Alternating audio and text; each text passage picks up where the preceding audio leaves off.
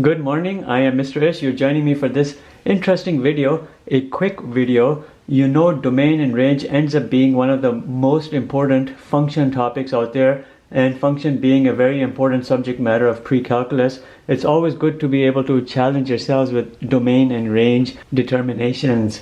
We have what appears to be a simple function here, y equals absolute value x squared minus 1. If you were tasked with finding its domain and range, how can you go about doing this? Generally, when you're given a question of this form, a function, and it appears to be slightly difficult, always try to examine it from a more simpler perspective.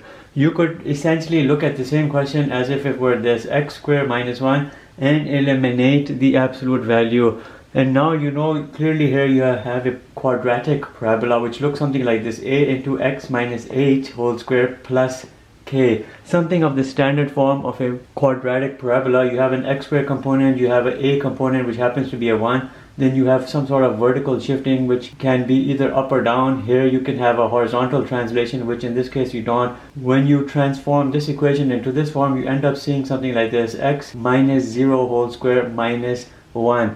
So that's exactly what we have broken down into this form, all of it giving rise to this by means of a manipulation we will show you. If you are tasked with graphing this, it's easy. You know it's a quadratic parabola with a vertex at the origin but shifted down by 1 unit, so the vertex becomes 0 comma minus 1. And this is exactly the graph of this right here, x squared minus 1. Now if you're looking at the domain and the range of this is easy. You know the domain for parabolas is minus infinity to infinity, all real numbers, because there's absolutely no way you can make this function undefined. And then the range is always from the vertex up for an upward facing parabola, or from the vertex down for a downward facing parabola. Here we have an upward facing parabola, so the range, the lowest to the upper extent, will be minus 1, including minus 1 up to infinity.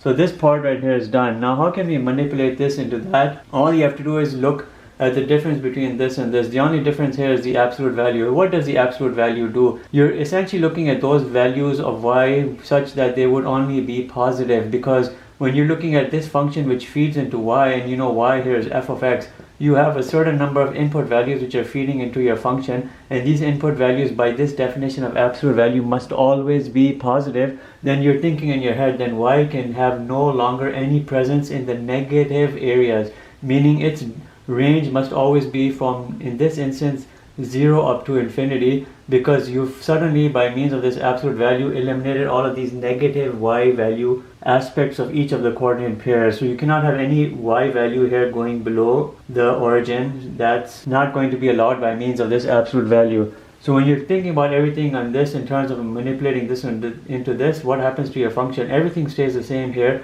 in terms of this and this x-intercept. It all stays the same. Let's just show it like this, except this part right here, the negative y aspect of your parabola gets shifted upward and it becomes like this. And now suddenly everything becomes easy, and you look at the domain over here, again is going to be minus infinity up to infinity, right? Because essentially you have a continuous function. There's at no point where you're lifting your finger at all as you trace the graph. And then the range becomes what? From 0 up to infinity.